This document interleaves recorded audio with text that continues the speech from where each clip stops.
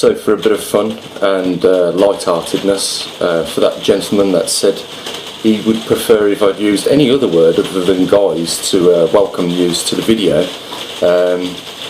just for fun, I thought I'd do this. So minions of the world, children of the Son of Man, we are gathered here today to discuss the earthly mechanics closely related to the geomagnetic reversal which has been taking place for the last 100 years.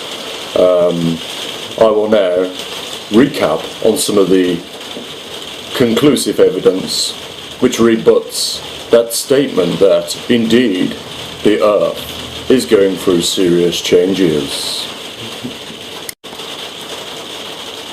Like I said, that was just for a bit of fun.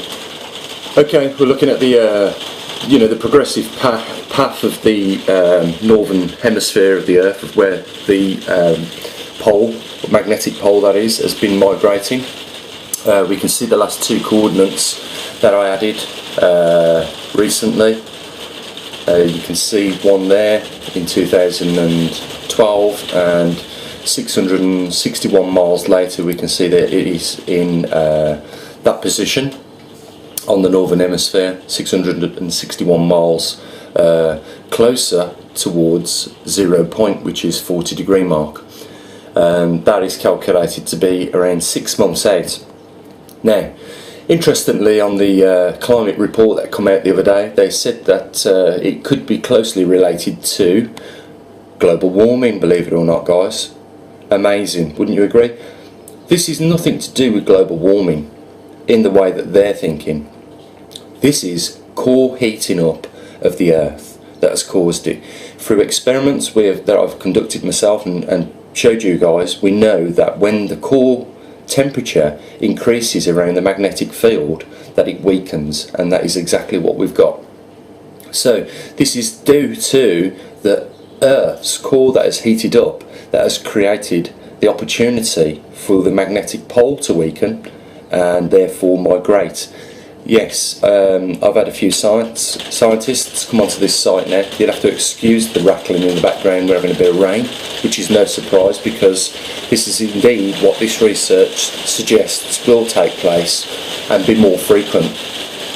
Like I said, we've got the attention of a few scientists now, and I believe their interest is climate, and they're trying to work out why the weather has changed in the manner it has. So I thought, for the benefit of those guys, at least we could go over some of that evidence that rebuts that.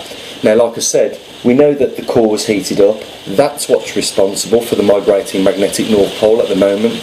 But what is concerning some of these scientists is that the Earth's magnetic field, or the magnetosphere, has been weakening for quite some time, and that they believe that this is the time in perhaps where it won't recover in strength.